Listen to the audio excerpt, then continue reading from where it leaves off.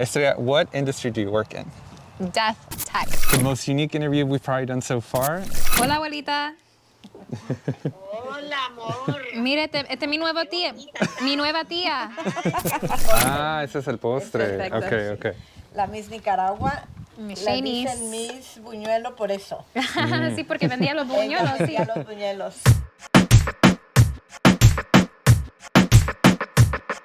Hola amigos, bienvenidos a otro episodio de TECH23. My name is Jose Avalos, I'm your host today. We are celebrating Latinos in tech and cultura. Today we have a very special flag, la bandera de Nicaragua.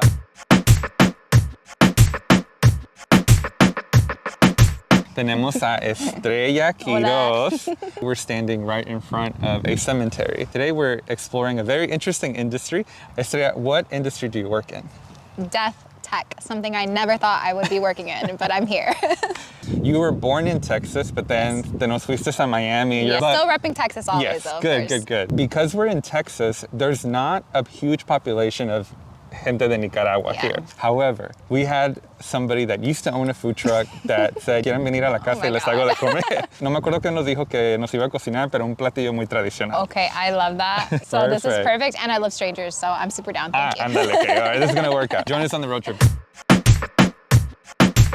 Hey guys, so ya nos metimos al carro. How do you guys say, okay, because this is like a Mexican thing too. Carro, coche, what do y'all say for? Carro. Carro, okay. Yeah. Bueno, pues cuéntanos, Estrella, how did you land in where you currently live right now in Miami? Yeah, of course. So my dad and my mom are from Nicaragua, and they left Nicaragua when they were about 23, 21.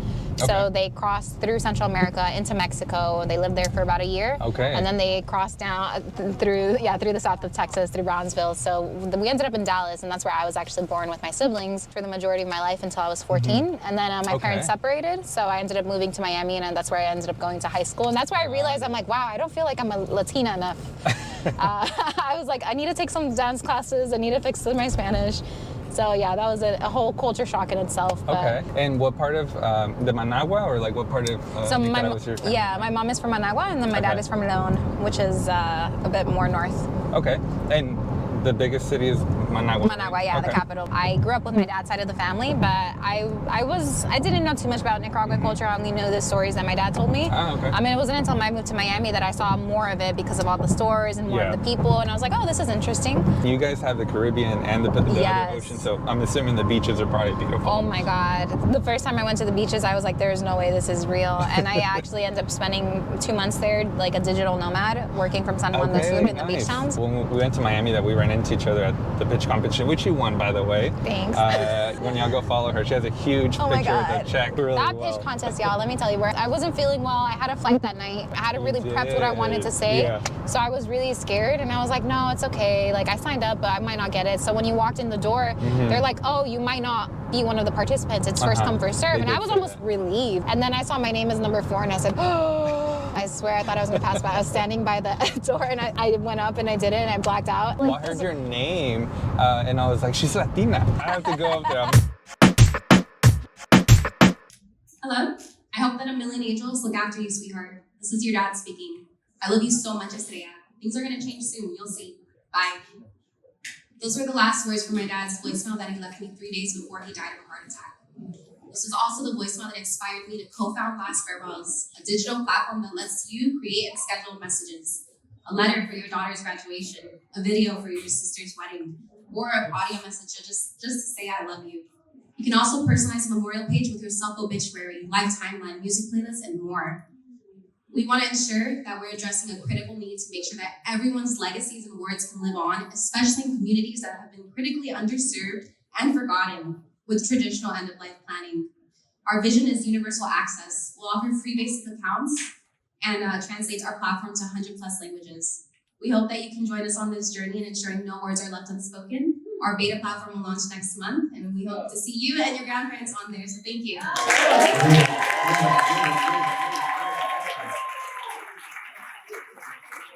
You're now launching a startup, but where did your tech journey kind of start? Okay, so I'll start off with a bit of my personal story. Yeah. When I moved to Miami, I Well, my parents, we grew up very low income. My dad was a mechanic. He would stand outside of AutoZone, and so he'd be the people that like ask, like, hey, do you need a car mechanic? Do you need a car mechanic? And my mom, she worked as a housekeeper at a hospital in Texas, so I always saw the way out as like education. And so when it was in high school, my thing was like, okay, academics, stay focused, go to college, get a job, help your parents. So I spent a lot of my high school doing that, being like involved in extracurriculars and trying to get that full ride. It wasn't until that moment when my dad, he got deported from Dallas to Nicaragua. So I was 17, and I remember that. Right before graduating high school. Yeah, right before graduating high school. Last year, he would always call me, and then I would always just be like, oh, Dad, I'm busy. I gotta go study. I gotta go do this. And so I'd always have very short phone calls. And we had some hard times with my dad, so that was also part of it, separate story. So my dad would call me, and I'd always say I'm too busy. And then I remember it was my birthday, and he called me 3 times, and I looked at my phone, and I didn't answer because I was mad that he took too long to call me that day. It was like 11 p.m. and I was like, oh, he should have called me earlier. So I didn't answer. And a few days later, on November 11th, well, he passed away on November 11th, and I found out on November 12th that he died. So he was, walking off a bus in Nicaragua, and something happened there, and he just collapsed, and he ended up dying alone in the hospital. Oh, no. So that was really an eye-opening experience for me, and at the time we didn't have enough money for all of my siblings to go. I have 6 siblings. So I ended up going alone, and that was the first time I ever went to Nicaragua. So I had never been. I got on a flight alone, my first time ever leaving the country. And I remember getting to Nicaragua, and I see my grandma, I see my aunts and uncles, and that was just one of the biggest moments of like relief. So I go in there, and it was such a culture shock for me to see the way they lived. And so we went to Leon for the funeral, and it was all a blur from there. But I remember coming back and thinking like, wow, like I didn't make the time for my dad and to have those real, honest conversations. And I saw how beautiful Nicaragua was, so I was really inspired. And I said, you know what? I'm gonna find a way to travel the world. Like, I don't have money. My mom's a housekeeper. I still need to go to college, but I'm gonna find a way. So I ended up getting a full ride to University of Florida. Nice. Thanks. And from there, I signed up for the first study abroad program. I got out some scholarships, some credit cards, and I went to my first study abroad program. And while I was there, I was like, you know what? The rest of Europe is really close. Let me just go to one more country. Italy. Oh. Yeah, I was like, let me just go to one country like by myself. And then I created an itinerary for 15 countries. So I ended up backpacking alone. You did that? Yeah. Oh my gosh. And I was 19, and I met so many people, and it was so interesting. By yourself? Yeah, by myself. I went through Italy all the way around. I ended up back in the UK, and I flew back, and that was just so life-changing to me that I came back and I changed my major to tourism and hospitality. So because of that, I was able to study abroad more times. And then in my study abroad programs, I did the same thing. I was going to study abroad in Australia, so I went to Asia first because it was cheaper, and I backpacked. And I went to Australia, and then all of that experience led me to my co-founder, actually. I ended up getting an internship with this company called goabroad.com. It was really cool. People could go find volunteer abroad, study abroad, degrees abroad. So I did an internship in Colorado, and I met my co-founder, and he was really special because I remember I had one lunch with him, and he told me, I told him the story about my dad and how my dream was to always go back to Nicaragua and get a gravestone made. Because every time you visit, like I visited my dad, there was no name, there was nothing. So I was really sad about that. So he raised money, he surprised me, and I was able to go back on a trip and take my brother, and we documented the whole process of getting the little name plaque made, and it was really special. But that's Troy. After I graduated, he's like, Estrella, what are you gonna do after graduating? And I said, well, I really want to backpack Latin America. And he's like, well, why don't we work together? Why don't you create your itinerary and you meet clients for Go Abroad, and you can go backpack Latin America? And the reason for that is because I really wanted to connect more with Spanish, something I felt like was really missing. So I started in Bolivia, and I went backpacking upwards all the way up until Mexico. So I was at Bolivia, Colombia, Ecuador, Peru, Panama, and I was able to improve my Spanish and stop in Nicaragua, see my family again, and make it to Mexico. So fast forward, I worked in travel, I worked in luxury travel, nonprofit travel. I realized it wasn't for me, the industry, luxury travel especially. So I switched, I went into employee engagement, and that's where I was able to become a digital nomad, a remote position for a nonprofit in progressive tech. So I worked in this tech company, but as more like the fun HR. And it was awesome. Yeah, and I was able to, that was a really important period because I was able to go back to Nicaragua and really spend time with my grandparents. And I knew they were getting old. My grandpa was 90 at the time, 91, and my grandma was 89. And so I knew I wanted to spend more time with them, and that's where I really, really connected with them. And so during that time time with my grandpa, I got really, really close to him. And I was really sad that I kind of waited till the end to really build those memories with him. But I was able to just share such beautiful memories of him being on a hammock and telling me about his days and how he was such a genius. They flew him out to Russia for his invention. No way. Yeah, it was really, he was genuinely a genius. He made his own violin when he was like 9 years old. Wow.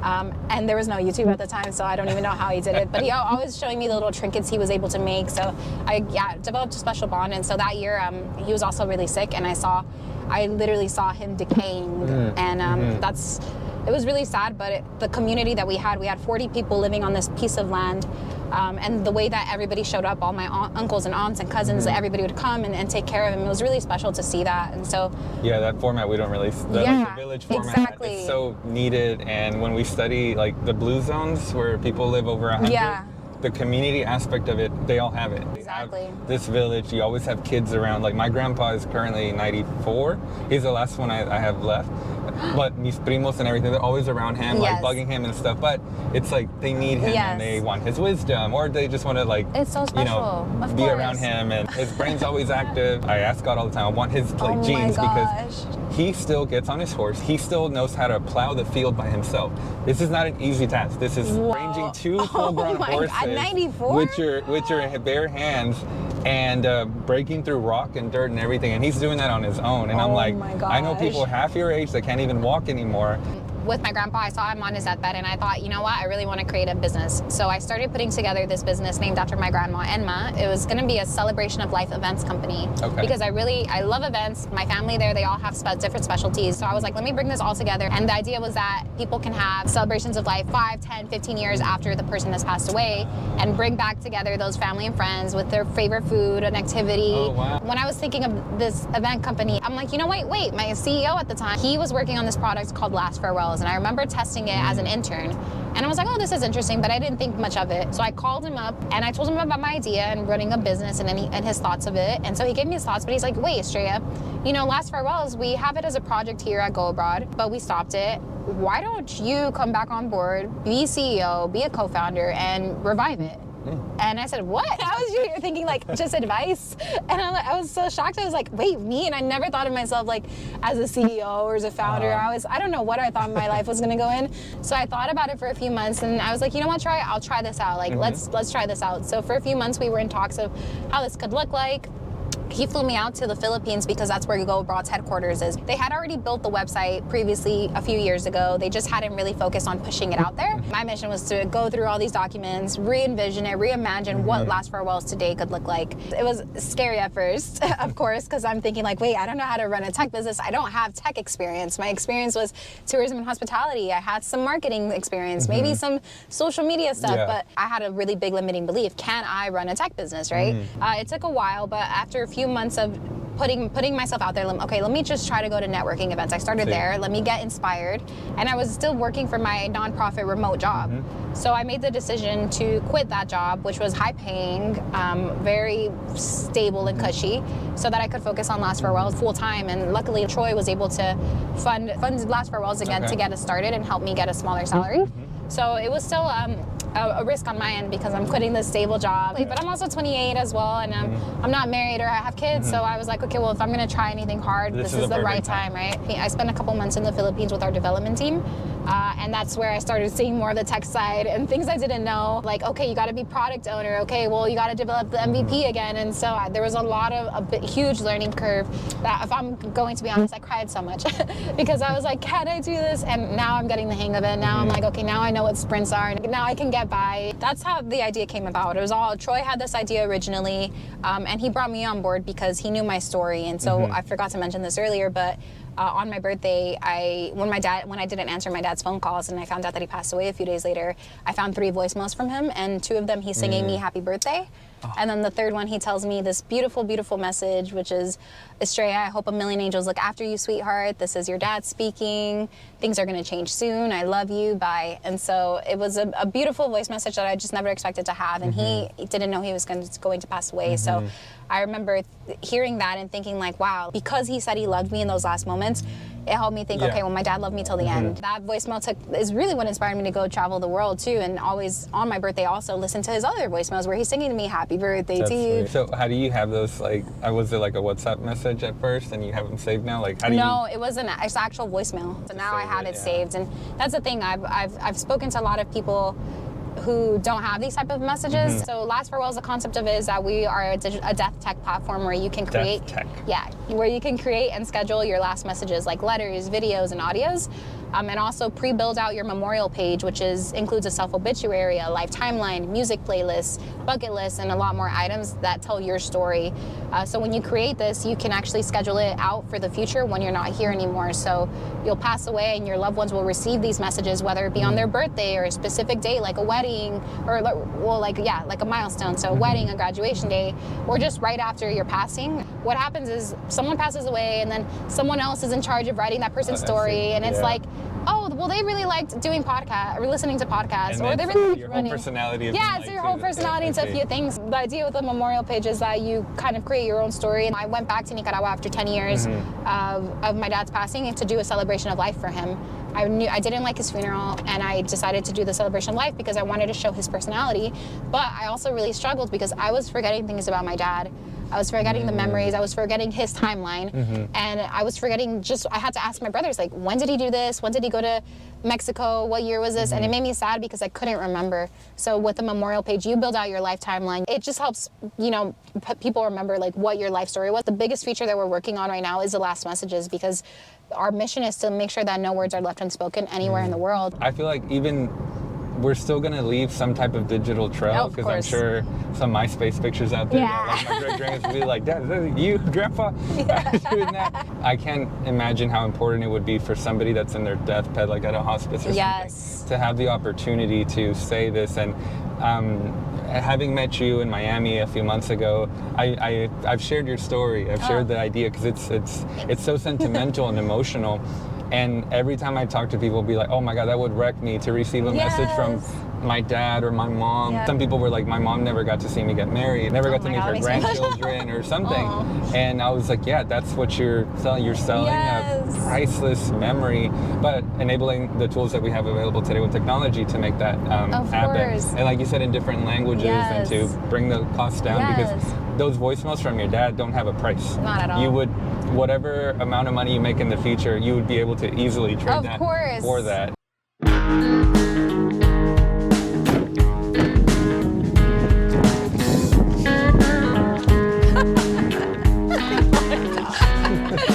Quick story time. We are in the middle of Texas. There's a lot of land, there's some roosters, some cowboys that just got here, and some chickens and some mini horses. The most unique interview we've probably done so far. There was not a Nicaraguan restaurant to go to in Austin or a food truck. However, we found the owner of one of the food trucks that's not in service right now. And the wonderful señora that runs this food truck allowed us to come to her house, which we're standing on her property right now. And she's cooking us some delicious food that you guys are gonna see. I was a little worried, I'm not gonna lie, for our guests to bring her here because this is totally unorthodox, but I found out you're all about that. Oh my God, I love strangers. I love meeting new people. And then so when they told me, yeah, we're gonna go to this random lady's house and she's gonna make food for us, I was like, yes. Like, of course, and I hugged her, and it was like she was my aunt. We're like, oh, hey, where are you from? Where are you from? That was awesome. So aquí estamos con la tía de Estrella, and we're gonna eat really good. There you go, pinoleros. So good. I'm so excited to try this food. Ooh. Wow. Hola, abuelita. Hola, amor. Mire, este es mi nuevo tía. Mi nueva tía. Ella de... Ella de... Mucho gusto, hola. Bien, ¿usted cómo está? Ay, bien, gracias al Señor. Qué bueno. Ella Dios me la bendiga. Ella de Matagalpa, abuelita. ¿Qué dice? Es de Matagalpa, ella. ¿Ella es? De Matagalpa. De Matagalpa. Matiguás. Sí. Matagalpa. Ah, sí, alegre, Matagalpa. Mire, lo hizo toda esta comida. Yo mucho iba antes a Matagalpa. Oh, sí. Iba cada 8 días a Matagalpa. Ah, pues era negociante, ¿verdad? Sí. Sí, sí, sí. Ah, con Andaba razón. vendiendo. Oh, sí. En todos los departamentos. Ah, pues a lo mejor la conocimos. Mire, abuelita, Sí, no. Ah, Yo la miré a usted, figúrese. abuelita lo hizo, ella lo cocinó toda esta comida. ¿Qué, Ajá, qué- mira qué- qué fue? Chancho con yuca. Chancho con yuca hizo. Y buñuelo. Chancho con yuca. Y pico de gallo. Buñuelos. Los buñuelos para Semana Santa. Pico de gallo. Sí, pero aquí estamos en su casa que lo invitó, apenas lo conocimos, pero lo cocinó para nosotros. Qué bonita Estrellita, te miras con ese sombrero. Es que estoy en Texas, mire, este es mi amigo. Hola, José, un placer. Parece de vaquero. Sí, es de acá ando. vaquero. Hola, ¿cómo está? Mire, y esta es su esposa. Hola, El esposo. ¿cómo está? El esposo. Ah, el esposo de la señora. No, ellos dos están casados. Family drama, let's start. Mucho gusto. Nos trajeron cafecito, chicharrón, Buñuelos. yuca, Pico de y gallo. chancho y pico de gallo y unos platillos bien bonitos así con la Vigoron, hoja yeah, y chancho todo. de yuca, wow. Yeah. Ladies first. Thanks. Oh, I love yuca. Yeah. La yuca es primero. Para que la Ah, yuca sí me se dijo moje, eso. Sí me dijo eso. Para que la yuca Y- se moje con el... No, es para que sientan el sabor como es, porque ahí depende de eso. A ver, ok, ¿cómo arriba de esto? Arriba, sí. Sí. Arriba Me va a de la- regañar. Mira. Los que me miren de Nicaragua, ese no sabe qué está haciendo. Ah, ese es el postre. Perfecto. Ok, ok. La Miss Nicaragua, Miss la Shanice. dicen Miss Buñuelo por eso. Sí, porque vendía los buñuelos, sí. Vendía los buñuelos. Sí, sí. Oh my God, eso fue lo más increíble cuando ganó. A ver, Estrella, ¿qué estamos tomando? Chicha, Ah, salud. como lo hace mi tía. Ay, abuelito. Salud. Muy rico. Ujú. Delicioso, Oh, gracias. wow, y está fresquecito y todo.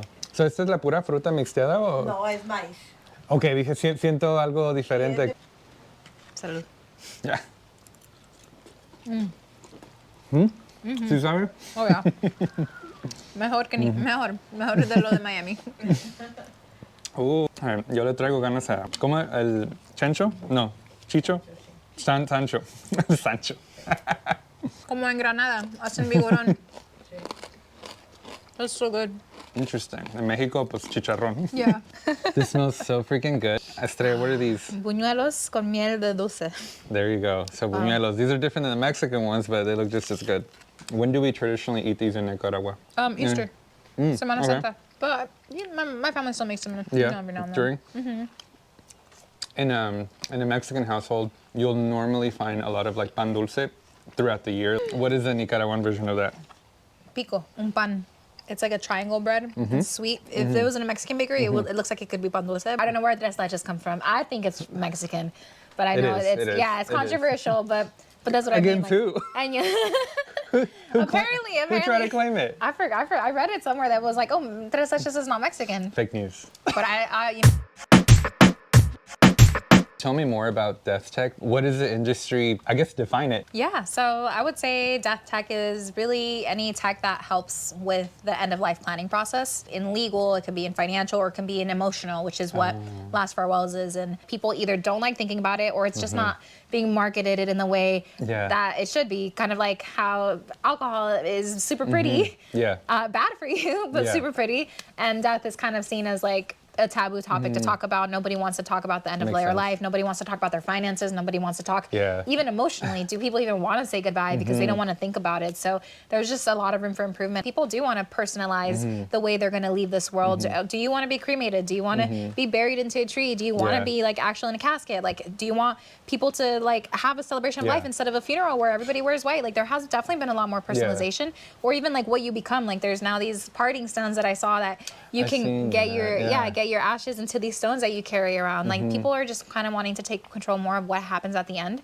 So it has been a good time to come into this space because it's not as taboo as it was, but now there's like a lot of key players. And I don't want to say that, I don't like the word competitors in this space because at the end of the day, everybody's going to die. Yeah. And there's not enough resources right now for everybody. As a non-technical founder, who plays that part, and how is it for you to sometimes manage the tech aspect? Like, how did you go from not knowing anything to now leading a tech startup?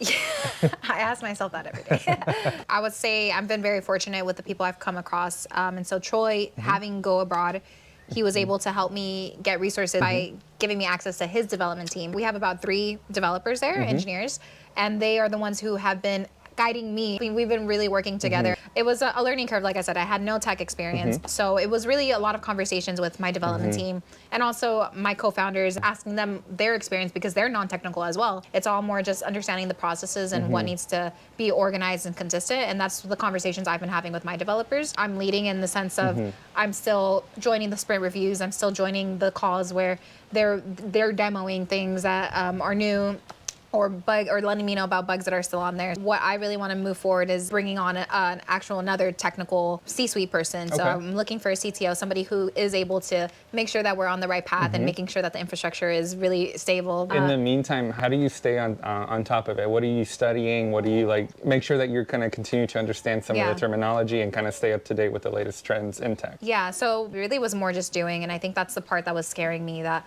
I don't know this, can I do this? Now that it's kind of crunch time and we're still missing a few things, I'm like, no, I have to make sure I understand these processes. So it's really been through kind of being forced in the position and just doing, and even if I'm messing up, then getting feedback from them and letting them know, actually, we need you to make sure that the requirement stock is really up to date. We need you to be really specific on how you want this to look. Making sure, okay, what is my vision? Am I translating it well so that my engineers know to take that information and can build it? Got it. But honestly, even though I don't have the tech background, I felt really proud. See it come to life. There's no better feeling. And seeing him like, oh, I did this, or I helped with this. Oh, you need, and the copy, right? Like they're like, hey, we have this, we need the copy. So I'm in charge of all the copy as well. With wireframes, I was like, okay, well, we have a designer, but I've taken it a step further. I use Canva. And I was like, okay, I don't know how to write this out, but I know it's in my head. So I've used Canva to kind of create it. Shout out to Canva, that helps a lot of small business owners, including Canva, myself. I love you. Melanie Perkins, invest in me, please. I love you. But Canva was really helpful in me trying to convey the essence of what I wanted to my developers, because it's helped them get a better idea of what I'm talking about, rather than it just be text. So that's something, if any other non-technical co-founders are struggling with trying to describe what they want, build the most basic thing on Canva. And it helps them have a better idea. And then we translate it into words, and then we put it into Jira and put it into sprints. And that has been actually like a way, I don't know if that's a shortcut, but that's been a way for me to get like over that. Anytime I come across somebody who's building that tech app, it's more just like, oh, wow, well, how do you do it? And most of the time it's, oh, well, we're coding it ourselves. And that's not, like, great for them. I love that. I haven't met as many non-technical co-founders. So if you're out there, please, let's reach out. Let's support team. Community. Because frankly, like, it's scary. It's scary not understanding all of it and yet leading it. For the most part, people are willing to give advice. I'm really great at reaching out and asking for help when it, and making sure that I'm being very considerate of that person's time, making sure that I can also offer something in advance if they're working on something, and I can like test it for them. Like, it's never just take. It's always about giving. So that's a good tip. Hey, are you working on something? I can test it. I'll sit down here, take the time, and give you thorough feedback. Exactly. On it. When I think about my own death, which I hope it's not for a really, really long time, because there's some really cool stuff going on in the world, and I want to see it go through. I want to see where AI ends up. Does it take over us, or is there a final fight between like humans and AI? I want to see space exploration. I remember reading one time, some people were dying would launch your ashes, or a program to launch your ashes up into space. And that's kind of what I want to do personally, because maybe some life form like way down the line, they're like, they find me and they like able to reconstruct me into some type of, I don't know, maybe I come out in the next Avengers movie. Big dreamer, yes, I love this. Something. But have you thought about your own, like your own celebration? Okay. Oh my God, of course. I imagine you would, because you're in the space a lot. So you probably have a very detailed plan. Listen to me, y'all. Listen. So I want to get cremated, and I want to have my ashes in different burial spaces. One in Miami, one in Dallas, and one in Nicaragua. Okay. Because my parents will be buried in Nicaragua. I was born in Dallas. I have roots here, and then Miami was just such a strong home for me. So I want those 3 spaces, and the way I want to be celebrated when I pass away is I want to make sure that everything's taken care of, like all the finances. I don't want it to be the black typical funeral. I don't want everybody to wear white. I want there to be a DJ, and if possible on the anniversaries, I really want everybody to go to sunrise in Miami and dance salsa with strangers, because I did that for one of my birthdays. And I just loved it so much. I love the sunrise. I love dancing. And I love strangers. So I just like the idea of like going to the beach and remembering me there. And then, go cry your hearts out, but like at least like move. Yeah. Have fun. For people that want to know more about Las Revueltas, what are the steps right now that they can take to mainly like follow you or get on that? Of course. So we're at Las Revueltas app on Instagram. We have lasrevueltas.com. You can subscribe for email updates. And we're actually, our subscribers to our emails will be the first one to get access as test users. Okay. Thank you so much, Estrella. I appreciate this. Last words for a Latina in tech that might be watching this that says, I'm not super tech savvy, but I have an idea as well. I'm just as passionate as Estrella is about this idea. Any words for her? Hell yeah. Listen, y'all, all you need is passion. For a few months, I was just trying to get a textbook right. I was like, this is how a CEO should be. This is how founders should be. This is tech. And I was losing my mind. I swear, I was just sitting in front of my computer and I was like, what am I doing? And I tapped into my own strengths, which was going out and meeting people and talking and, being nice and having conversations and not expecting anything, but seeing what comes about it. I would recommend just that passion. People feel that energy. They really feel it. I led with my story because that's where the passion comes from. And when people see the passion, then they want to help. And that's it. Asking for help and receiving it too. But also like you got to show people that you're just willing to go all in for this and do this. So. Yeah. And I was sitting in that stage when she pitched. Y habló del corazón, and I think that's why she got the majority of the votes that night. That's why I'm here in a cowboy hat eating Nicaraguan food on a stranger's lounge with these people that I've only met once before for like 5 minutes. This is what can happen if you just follow that. And I still have a long way to go, but I'm really excited to get connected with people like you because you just woke me up today. Awesome. This brought out the best energy in me, so thank you. Bueno, amigos, muchísimas gracias por estar con nosotros este día. Comimos increíble, jugamos, hablamos, conocimos a nuestra amiga Estrella más y pues más que nada le dimos la cámara al país de Nicaragua, a la cultura, a la comida, a la gente de Nicaragua, and I can't wait to visit one day and hopefully it's with somebody like you so we can already know. Pero amigos, continuamos hablando la conversación de Latinos in Tech. We need more of you guys in there. We need more founders. So si tienen una idea, igual como ella, que pueden hablar del corazón, pursue it. You don't need to learn how to code yet. Find the right people that do. They're out there. And TECH23, we're a resource for you guys. So hit us up, follow, subscribe. Queremos ver más Latinos in tech. Hasta la próxima, bandera. Adiós. Wait, I also just want to say this is the best podcast experience I've ever seen. Not just that I got to do this, but that I've never seen something like this. Y'all, this is 10 out of 10 if you're a founder from one of the places they need. Like, this is so amazing. This is like one of the most fun experiences ever. Hell yeah, go follow them. Yes, what she said. Woo.